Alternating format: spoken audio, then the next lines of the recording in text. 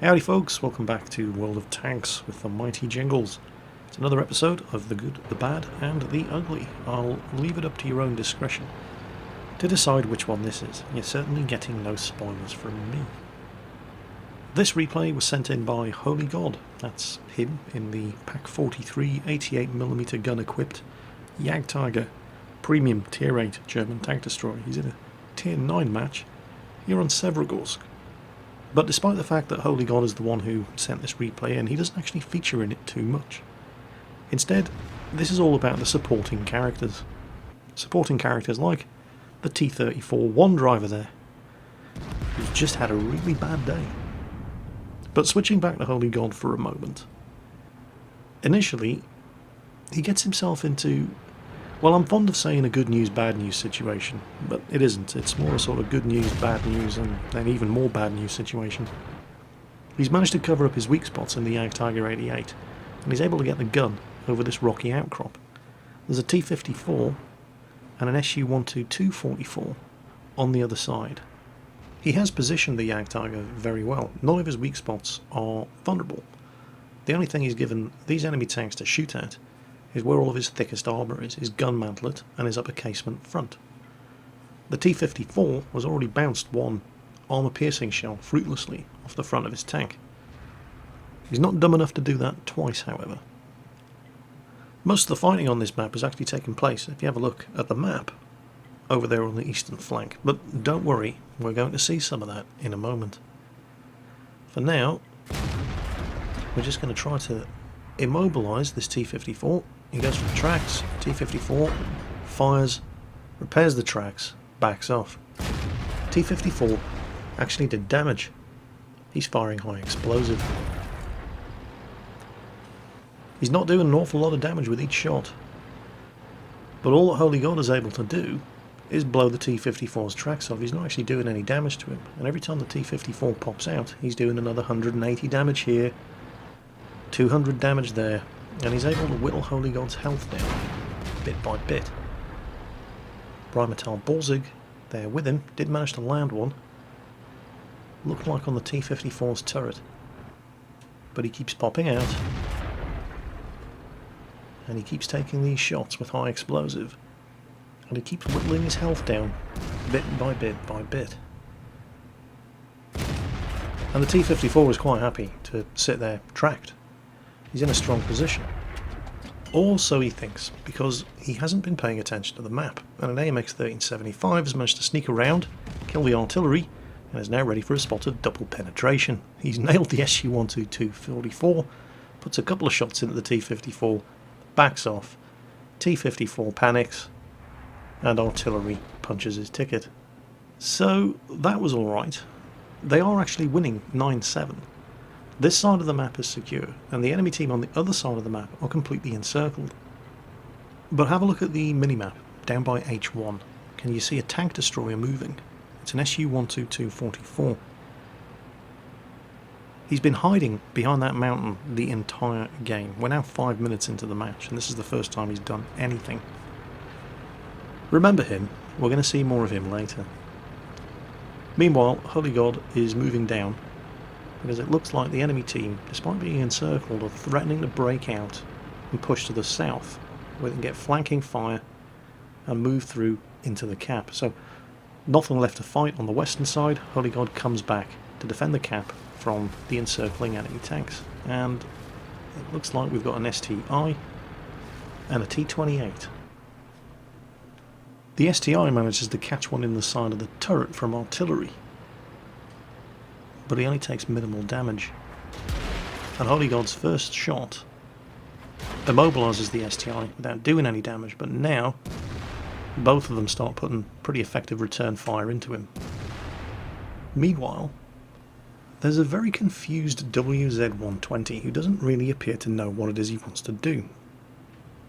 There's an Object 432 disappearing around the rocks to his left, and you can see him thinking about going after him, and then realises actually no, I can get around behind these two, and then thinks no, I will go after the Object 430, and then keeps driving after the Object 430 while pointing his gun the wrong way, and oh, that didn't work out too well.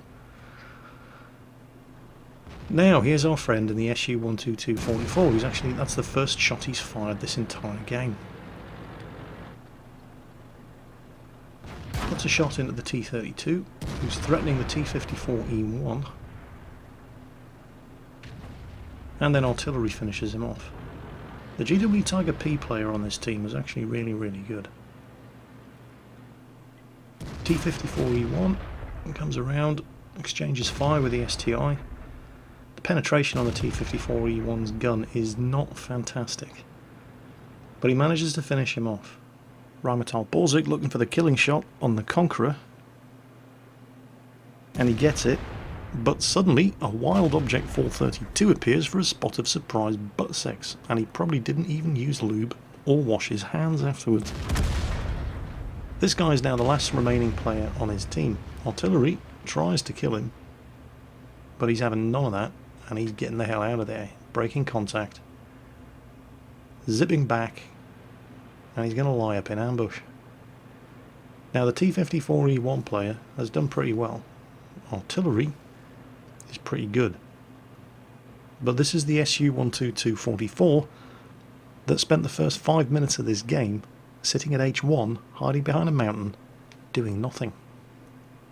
The team are trying to encourage him to get his ass in gear and stick together with the T-54E1. Time after time after time, I've seen players with the numerical advantage, when they're chasing down the last remaining enemy tanks, throw it all away by splitting up and not making use of superior numbers. Well, he eventually takes the hint and he moves up to join forces with the T-54E1. That 432, he's back there somewhere. And he's probably hiding in cover. And the first we know of him is probably going to be when somebody starts taking damage. Like that. And he managed to fire without giving his position away. There he is. They finally spotted him. So, switching to the T-54E1. It's 3-on-1. The 430 has now lost the advantage of surprise. We know exactly where he is, and we've got artillery. All we have to do is keep him spotted and not die. And we've won this. What's the SU-122 doing? Would you like to get involved in this, perhaps? Maybe, I don't know, go around the other side? No? Okay. Well, you just sit there. I'm sure we don't need you or anything.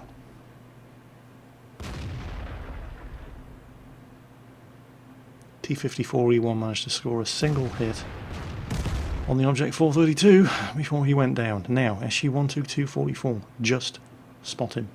All you have to do. Just detect him. If he wants to come up and around, he's going to climb to get to you. What are you doing? Okay, you found him. Back up. Don't die. Just spot him. Artillery is going to be reloading. You know, I don't really want to be too harsh about this SU-122. He's clearly a noob. He's completely outclassed by this Object 430 driver, and if it wasn't for the fact that the Object 430 had to worry about artillery as well, he would have probably done that at least 30 seconds ago. The T-54E1 driver stood a better chance of taking that guy out, but the Object 430 really didn't put a foot wrong. He used whatever cover was available from artillery. He managed to keep his tank in the lower ground, where he didn't have to worry about his crappy gun depression, and he could use his turret to bounce the shots from the T-54E1. He kept moving and darting in and out of cover to make it harder for artillery to hit him. He really did absolutely everything right. And now, of course, it's one-on-one, except one of them's tier 9 artillery and the other one's a tier 9 medium. So, place your bets. How's this one going to end? Which team is going to win? This artillery player is good, and he only needs to hit. Well, he doesn't even need to hit the Object 430 to kill him. Splash damage alone will do, he's on such low health. But this isn't an FV304, it's a GW Tiger P. This thing takes a long time to aim, and he's only going to get one chance. And then, plot twist. Oh, he's on fire. Oh, he's killed him. Oh, he's dead. 30 tanks entered, no tanks leave. Everybody loses, nobody wins. Now that's not something you see happen every day. Meanwhile, on Muravanka, AMX-12T driver, as you can see there, on Victor 707's team in the SU-100 was just about to push forward and start finding enemy tanks when they got surprised by a cheeky Hellcat.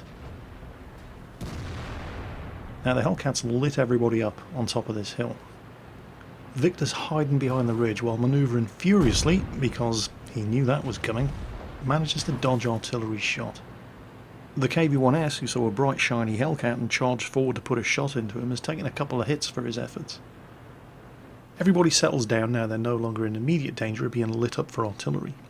And the KV-1S driver suddenly decides that he's Field Marshal Erwin Rommel and starts telling the AMX-12T how to do his job. The KV-2 driver weighs in with a closing argument in the shape of a 152mm shell. And how do you like them apples? Yeah, I've got the biggest gun, so you'll do as you're bloody told. Except you can't because you're dead. But hang on a minute, if might makes right, the M44 has an equally big gun. And how do you like them apples? That's right, now your argument is invalid. Now you do as you're told. Welcome to random battles in World of Tanks, where philosophical differences are settled by whoever has the biggest gun, or in the case of the M44 and the KV-2, whoever gets the next shot off and reloads faster. And that's going to be the M44. Artillery wins the argument. Except if you're on this team, nobody wins and everybody loses. Because dickheads. Well, you probably need a bit of cheering up after witnessing that rampant display of douchebaggery, but that's what the Joint Services ELC AMX Formation Flying Team is for. They really don't give a shit. Marvel at their death-defying stunts, thrill as they tweak the nose of danger. These guys really didn't care. Watch this. This is one of the most fun replays I have ever seen in World of Tanks. And you can just tell by watching it how much fun these guys were having. They go screaming to the top of the hill here on the new Sacred Valley map. And then for some reason they all get a bit shy and bashful, and it all turns into, well, you first. No, you first. No, after you. No, I insist. But they soon overcome their natural stage fright. And off they go, in search of an audience. Tier 5 French light tanks, and this is only a Tier 7 game, and there's 3 of them in a platoon. Oh, this is going to be glorious. Okay, ELC number 1 has elected to go for a spot of mountaineering, and managed to get away without killing himself. And oh look, they found an M6 to perform for. Oh good. Well, take your seat, enjoy the show. Here it comes. This poor guy. Look at him. Look at that big stupid heavy tank trying to turn his big stupid turret around in time. It's never going to happen. Hello, here's another big stupid heavy tank. Well, we'll use you as cover from that other big stupid heavy tank while we zip around. Can you just imagine how much fun these guys were having? Now, I said they were having fun. I didn't say they were particularly smart. Look. No, ELCs, no. Stick together. Don't spread apart. Don't share the fun. Deliver it in concentrated doses. Look at them. They just don't care. Alright, chaps. You've had your fun. We're one ELC down now. It's time to start taking this seriously. What do you mean, no? Alright, we're going up this way. Okay. Okay, we'll go this way then. I don't know if you caught it in chat, by the way, but the Joint Services Formation ELC AMX flying team was being heckled by a Cromwell on the enemy team who didn't appreciate their performance. And there he is. He's determined to catch them. Yeah, good luck with that. But he's coming around after them. Now, don't worry, we'll see him again later. Oh, look!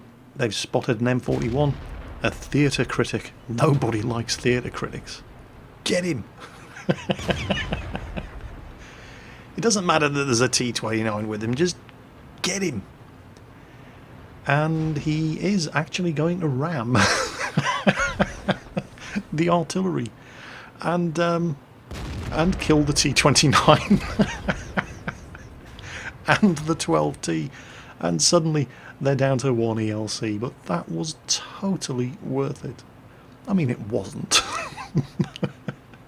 It was the kind of stupid stunt. 9 times out of 10 would get you killed, but when you get away with it, it's just, well, it's like this. It's glorious. Oh, another theatre critic. I didn't like his last review. Let him know what you think.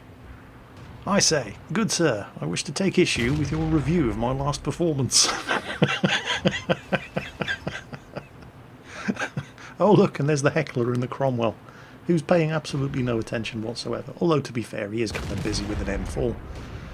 Actually no, let's not be fair, he's a heckler, let's kill him. I say, you there, try this on for size, good sir. Yes, that'll teach you not to interrupt the performance in future. Right, now. Right then, what are we doing for an encore? Spot of T1 Heavy, I think. Jolly good, yes, he'll do. Hey you, big stupid heavy tank, look over here. Over here. Over here. Yeah, you should have been looking over there.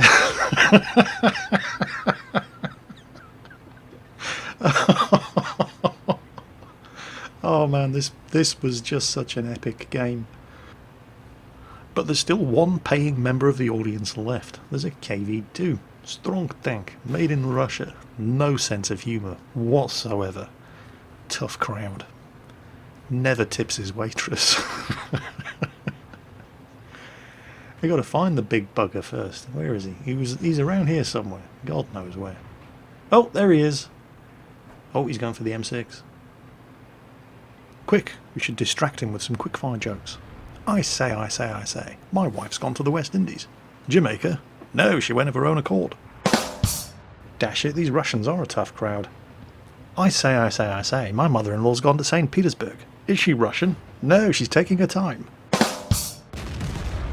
Thank you, you've been wonderful. I'm here all week. Try the fish, and don't forget to tip your waitress.